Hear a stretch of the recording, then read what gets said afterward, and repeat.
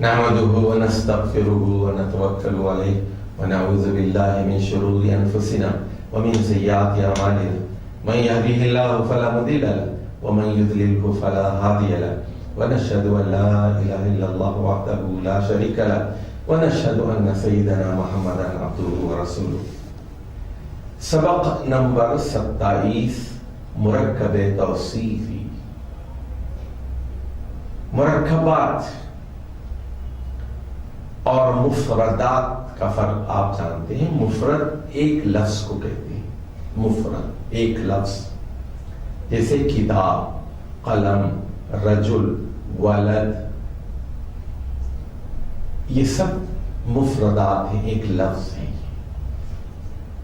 اور مرکبات میں سے ایک مرکب ہم تفصیلی طور پر پڑھ چکے ہیں، مرکب اضافی، جس میں دو اسما کے درمیان ایک نسبت ہوتی ہے. جیسے بیت و حامدین میں ہم نے کہا تھا کہ بیت اور حامد کی نسبت ہے. بیت یہ گھر حامد کا ہے، بیت و حامدین.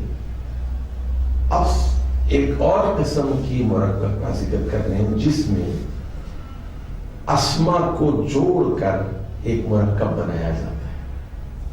مرکب اضافی میں بھی دو اسما کو یا تین اسما کو، چار اسما کو جوڑ کر مرکب بنایا جاتا ہے، لیکن وہاں تعلق نسبت کا ہوتا ہے. اب یہ مرکب توصیفی دو اسما سے مل کر بنتا ہے. اس میں صفت اور اس میں موصوف، اس میں صفت اور اس میں موصوف. ذرا غور سے توجہ سے سنیے بات. بعض لوگ صفت کو صفت کہتے ہیں. یہ غلطی بالکل نہ کیجیے. صفت کی فار پر زبر ہے، صفت کہیے، صفت نہ کہیے. صفت غلط ہے، صفت صحیح. اور آپ کمرہ بند کر کے 50-60 مرتبہ زور سے کہیے صفت صفت صفت، تاکہ آپ کی زبان صحیح طریقے سے چلنے لگے. اور اگر آپ کا تلفظ صحیح نہیں ہے تو آپ یہ غلطیاں پھر قرآن مجید میں بھی کریں گے. اور بسم اللہ بھی صحیح نہیں پڑھ سکیں گے. اسم کہیں گے تو بسم اللہ پڑھیں گے. پھر آپ تو اسم کہیے، اسم نہ کہیے. اور صفت غلط ہے، صفت صحیح.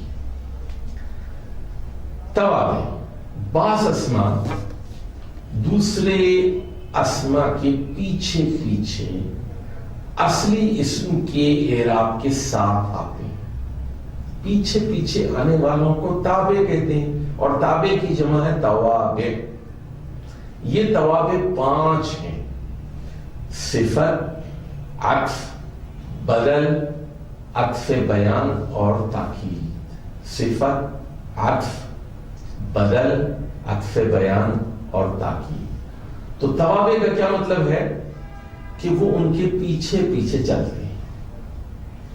ان توابع میں سے ایک اسم صفت ہے جو اسم موصوف ہی کا اعراب رکھتی ہے. جیسے کتاب ایک اسم ہے، اس کی ایک صفت ہے مبین. کتاب مبین، کتاب مبین، کھلی کتاب، کھلی کتاب یا کھولنے والی کتاب، کھولنے والی کتاب، واضح کرنے والی کتاب، وضاحت کرنے والی کتاب. کتاب مبین. ذرا غور فرمائیے، کتابوں پر بھی 2 پیش ہیں اور مبین پر بھی 2 پیش ہیں. کتابوں بھی نکرہ ہے، مبین بھی نکرہ ہے. اور کتابوں بھی مرفوع ہے، مبین بھی مرفوع ہے. تو ایسی ترکیب کو مرکب توصیفی کہتے ہیں جس میں کتاب کی صفت مبین بیان کی گئی ہے. اسی طرح کسی اور اسم کی بھی کوئی اچھی یا بری صفت بیان کی جاتی ہے، اس کو مرکب توصیفی کہتے ہیں. اور اس میں ان کے اعراب بالکل وہی ہوتے ہیں جو اصل اسم کے ہوتے ہیں. صفت کو نعت بھی کہتے ہیں اور موصوف کو منعوت بھی کہتے ہیں. تو صفت موصوف کو نعت اور منعوت بھی کہتے ہیں. اچھا اردو میں تو ہم کہتے ہیں اچھا آدمی، بھلا آدمی، اور باحیا خاتون، اچھا آدمی، اچھا، اچھی کتاب، مفید کتاب. تو کتاب کی ہم یہ صفات بیان کر رہے ہیں، اچھی کتاب، مفید کتاب، اور خاتون کی صفت بیان کر رہے ہیں باحیا خاتون. تو عربی زبان میں لیکن اس میں موصوف پہلے آتا ہے، صفت بعد میں آتی ہے. اردو زبان میں پہلے ہم صفت بیان کرتے ہیں، پھر اس کے بعد موصوف کا ذکر کرتے ہیں. اچھا پہلے کہتے ہیں، پھر کہتے ہیں آدمی. ذہین پہلے کہتے ہیں، پھر کہتے ہیں لڑکا، یا ذہین لڑکی کہتے ہیں. پہلے صفت بیان ہوتی ہے اور بعد میں موصوف کا نام آتا ہے. لیکن عربی زبان میں معاملہ بالکل الٹا ہے. اب اگلی بات یہ نوٹ فرمائیے کہ اس میں صفت کا اعراب وہی ہوتا ہے جو اس میں موصوف کو ہوتا ہے. اور مذکر، مؤنث، واحد، مثنی، جمع، معرفہ، نکرہ، رفع، نصب، جر کی حالتوں میں صفت موصوف کے مطابق ہوتی ہے. صفت موصوف کے مطابق ہوتی ہے. ذرا غور فرمائیے، صفت موصوف کے مطابق ہوتی ہے، موصوف کے تابع ہوتی ہے. موصوف کے تابع ہوتی ہے. موصوف اگر واحد ہے تو صفت بھی واحد، موصوف اگر جمع ہے تو صفت بھی جمع، موصوف مذکر ہے تو صفت بھی مذکر. صفت موصوف کے مطابق ہوتی ہے، تابع ہوتی ہے. لیکن بعض اوقات صفت مفرد کے بجائے مرکب جملہ ہوتی اور جملہ فعلیہ کی صورت میں آتی ہے. جیسے زید کی مثال دیکھیے قرآن مجید میں، انہم اناس یتطہرون، انہم اناس یتطہرون. انہم مبتدا ہے اور اناس یہ وہ لوگ ہیں جو پاکیزہ بننے کی ایکٹنگ کر رہے ہیں، پاکیزہ بننے کا ملمہ چڑھائے ہوئے ہیں. یہ پاکیزہ بننے کی کوشش کریں، یعنی ہے نہیں. انہم اناس یتطہرون. تو یتطہرون اصل میں تو جملہ فعلیہ ہے، لیکن پورا جملہ فعلیہ وہ اناسن کی صفت ہے. یہ لوگ کون ہیں؟ یہ وہ لوگ ہیں جو اچھے بننے کی نمائش کر رہے ہیں.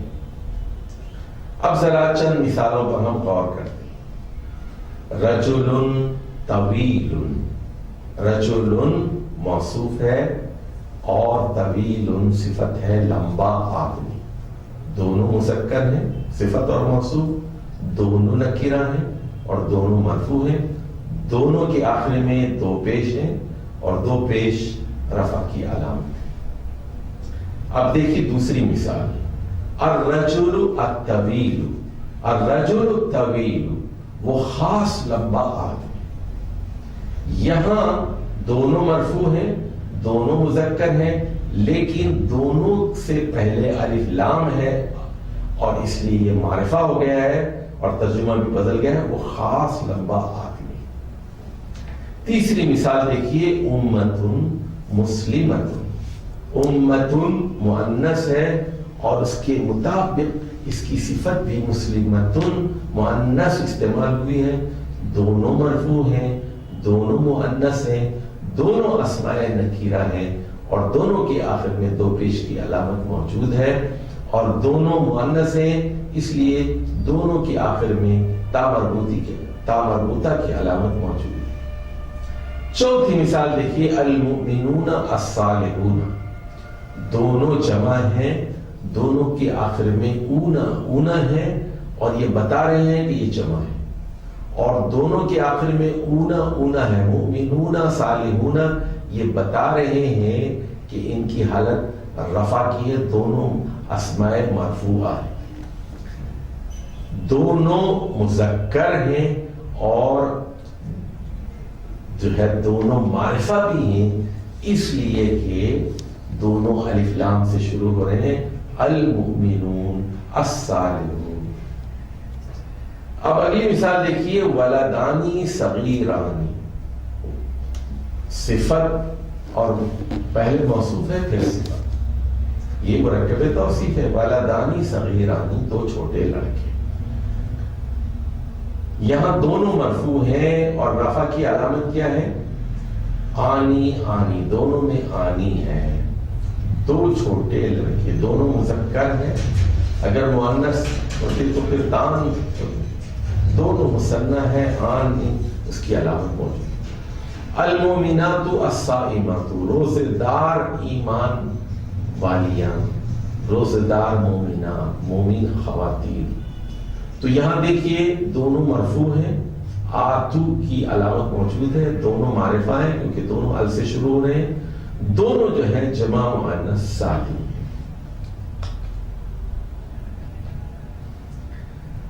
اب ذرا ایک بات اور سمجھنے کی کوشش ہم کرتے ہیں کہ جملہ اسمیہ اور مرکب توصیفی میں کیا فرق ہے۔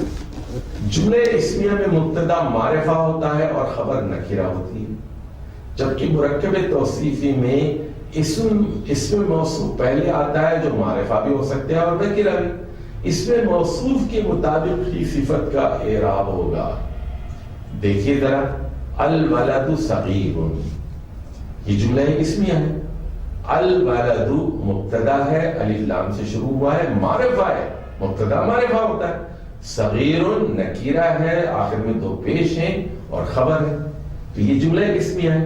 اس کے برخلاف اس سے نیچے کی مثالوں پر غور کیجئے، الولد الصغیر، یہاں دونوں معرفہ ہیں اور دونوں مرفوع ہیں، الولد الصغیر۔ اور اگلی مثال دیکھیے، ولد صغیر، ولد صغیر، دونوں نکرہ ہے، دونوں کے آخر میں دو پیش، اور جیسا کہ پہلے بتایا جا چکا ہے ایک موصوف کی بے شمار صفتیں ہو سکتی ہیں۔ دیکھیے سورہ توبہ کی آیت نمبر 112، التائبون، یہ تائبون موصوف ہے، اب تائبون توبہ کرنے والے، اور اصل میں تو یہ مومنین کی صفات ہیں، اور اس کے بعد کہا گیا العابدون، التائبون چونکہ معرفہ تھا، الف لام سے شروع ہوا تھا، اس لیے اس کے بعد جو صفت آ رہی ہے، پہلی صفت العابدون، یہ بھی ال سے شروع ہو رہی ہے، یہ بھی معرفہ ہے، اور چونکہ وہ جب مذکر ہے اور جمع ہے اس لیے اونا ہے اس کے آخر میں، عابدون میں بھی مذکر اور جمع اور رفع کی ساری کیفیتیں موجود ہیں۔ الحامدون یہ دوسری صفت ہے، السائحون یہ تیسری صفت ہے، الراکعون چوتھی صفت ہے، الساجدون پانچویں، اور الآمرون یہ چھٹی صفت ہے۔ اور آپ دیکھ رہے ہیں کہ یہاں اونا اونا اونا ہر جگہ مشترک ہے۔ اب مرکب توصیفی کی کچھ پرانی مثالوں پر ہم غور کرتے ہیں، اب دیکھتے جائیے۔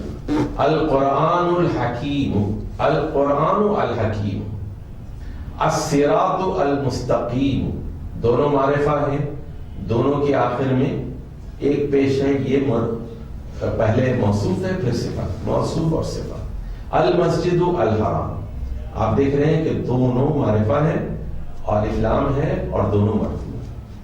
من الشیطان الرجیم، من الشیطان الرجیم، من کی وجہ سے الشیطان مجرور ہو گیا، لیکن الشیطان پر الف ہے، معرفہ ہے، اس لیے اس کی صفت الرجیم بھی الف لام کے ساتھ آئی ہے اور وہ بھی مجرور ہے، الشیطانی الرجیمی۔ رجیم کا مطلب ہے مرجوم، دھتکارا ہوا، لعنت زدہ، جس پر پھٹکار ہوئی ہے، جس پر اللہ کی لعنت ہوئی ہے، اللہ کی رحمت سے جو دور ہو گئے، الشیطانی الرجیم۔ اسی طرح دیکھیے الحج الاکبر، الحج الاکبر، الحج الاکبر مرکب توصیفی، دونوں معرفہ ہیں، دونوں ال سے شروع ہو رہے ہیں، دونوں واحد ہیں۔ الدین الخالص، الدین الخالص، خالص دین، دونوں معرفہ ہیں، دونوں ال سے شروع ہو رہے ہیں، دونوں واحد ہیں، دونوں مرفوع ہیں۔ المؤمن الصالح دونوں معرفہ ہے، العمل الصالح موصوف اور صفت دونوں معرفہ ہے، الیوم الآخر الدین القیم سب الف سے شروع ہو رہے ہیں اور معرفہ ہے، موصوف بھی معرفہ صفت بھی معرفہ، موصوف بھی مرفوع صفت بھی مرفوع، موصوف بھی واحد اور صفت بھی واحد۔ اب آ جائیے اس میں نکرہ کی کچھ مثالیں ہم قرآن سے لے لیں۔ قرآن مجید، قرآن پڑھی جانے والی کتاب، مجید بزرگ معزز بزرگ، لوح محفوظ، لوح محفوظ، تو لوح نکرہ ہے اس لیے اس کی صفت بھی محفوظ تختی، رسول کریم ایک معزز رسول، فتح قریب قریبی فتح، کتاب حفیظ نگران کتاب، شیء عجیب عجیب چیز، یوم عظیم بڑا دن، عرش عظیم عظیم تخت۔ تو یہاں ان مثالوں میں پہلے موصوف ہے اس کے بعد صفت ہے، اور ان تمام مثالوں میں آپ دیکھ لیجیے کہ موصوف واحد ہے، خبر بھی واحد ہے، موصوف مذکر ہے، خبر بھی مذکر ہے، موصوف مرفوع ہے، اور صفت بھی مرفوع ہے۔ چلیے اسی طرح یہاں کچھ اور مثالیں ہیں، قلب جدید موصوف صفت، رسول امین موصوف صفت، ذکر مبارک موصوف صفت، قول مختلف عربی مبین، فساد کبیر متاع قلیل، رب غفور، شاعر مجنون، اجر عظیم، خلق عظیم۔ اب یہاں دیکھیے خلق چونکہ مجرور ہے، نکرہ ہے، اس لیے اس کی صفت بھی عظیم ہے، جیسے کہ قرآن میں انک لعلی خلق عظیم، چونکہ اس سے پہلے اعلی حرف جر آیا ہے، لعلی خلق عظیم، اعلی کی وجہ سے خلق مجرور ہو گیا ہے، موصوف مجرور ہے تو اس کی صفت عظیم کی مجرور ہے۔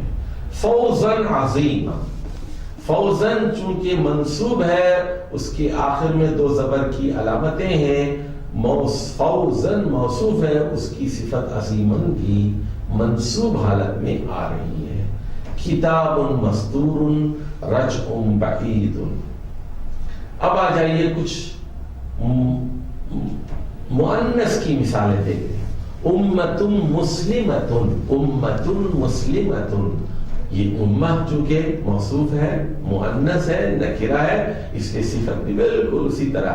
امۃ واحدۃ، جنۃ عالیۃ، بلند باغ، اسوۃ حسنۃ، بہترین نمونہ، اچھا نمونہ، حیات طیبۃ، اچھی زندگی، پاکیزہ زندگی، تجارت حاضرۃ، موجود تجارت، کلمۃ طیبۃ، پاک کلمہ، کلمۃ خبیثۃ، ناپاک کلمہ، خبیث کلمہ۔ ذرا غور فرمائیے، اردو زبان میں تو صفات اور صفت کا لفظ اچھے معنوں میں استعمال ہوتا ہے، لیکن صفت یاد رکھیے اچھی بھی ہو سکتی ہے، بری بھی ہو سکتی ہے۔ جیسے مثال کے طور پر ایک آدمی فیاض اور دریا دل سخی داتا بھی ہو سکتا ہے، آدمی بخیل بھی ہو سکتا ہے، کنجوس مکھی چوس بھی ہو سکتا ہے، اچھی صفت بری صفت۔ تو اگر ہم یہ کہیں گے کہ رجل سقی تو اچھی صفت ہوگی، اگر ہم کہیں گے رجل بخیل تو یہ بری صفت ہوگی۔ تو یہاں کلمہ کلمۃ مؤنث ہے، اچھا کلمہ بھی ہو سکتا ہے طیبہ، اور کلمۃ خبیثۃ بھی ہو سکتا ہے۔ شجرۃ مبارکۃ، مبارک درخت، عین جاریۃ، بہنے والا چشمہ۔ اب یہاں کچھ مشق دی گئی ہے اور آپ اس کی پریکٹس کیجئے، اور جو خالی جگہیں ہیں انہیں پر کیجئے۔ یہ سب مرکبے اضافی کی مشق ہے، کچھ الفاظ کے آپ کو اردو سے عربی میں اور کچھ کے عربی سے اردو میں ترجمے کرنے ہیں۔ یہاں ذرا دیکھ لیجئے کہ ایک سے زیادہ مرکب توصیف بھی بعض اوقات ایسا ہوتا ہے کہ ایک ہی مرکب میں ایک سے زیادہ صفات استعمال کی جا سکتی. مثال کے طور پر اللہ الرحمن الرحیم، تو اللہ کی اللہ موصوف ہے اور الرحمن پہلی صفت ہے، الرحیم دوسری صفت ہے. اس کا ترجمہ کریں گے ہم خدائے یعنی رحمان و رحیم، یا پھر اردو میں کریں گے نہایت مہربان اور ہمیشہ رحم کرنے والا اللہ. اللہ الخالق البارئ، تو یہاں الباری الخالق اللہ، اللہ الواحد القہار، تو یہاں اللہ صفت، اللہ موصوف ہے الواحد اور القہار اس کی صفت ہے. لبنا خالصا سائغا، تو یہاں لبنا موصوف ہے اور خالصا اور سائغا اس کی صفات ہیں. اسی طرح یہاں کچھ اور مثالیں ہیں، آپ ان پر غور فرمائیے. اب ایک اہم قاعدہ ہم آپ کی خدمت پہ رکھنا چاہتے ہیں. صفات کے سلسلے میں ایک اہم قاعدہ ذرا سمجھ لیجیے کہ جمع مکسر عربی زبان میں عموماً مؤنث ہوتی ہے، اس لیے اس کی صفت بھی مؤنث استعمال ہوتی ہے، اور جمع مکسر غیر عاقل کی صفت ہمیشہ واحد مؤنث استعمال ہوتی ہے. ذرا ہم کچھ مثالوں پر غور کرتے ہیں. یومن کی جمع مکسر ہے الایام، اور یہ معرفہ ہے الایام، الایام الخالیہ. دیکھیے یہاں پر اس کی صفت واحد استعمال کی گئی ہے. کیوں؟ کیونکہ الایام جمع مکسر بھی ہے اور غیر عاقل بھی ہے.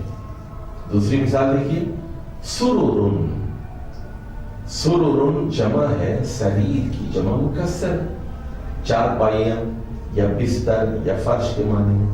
مرفوع بلند، مرفوع واحد مذکر ہے، مرفوع لیکن واحد مؤنث ہے. دیکھیے واحد مؤنث مرفوعہ صفت استعمال ہے، سرر مرفوعہ، اور الخالی کے بجائے الخالیہ استعمال ہو. الایام الخالیہ سرر مرفوعہ.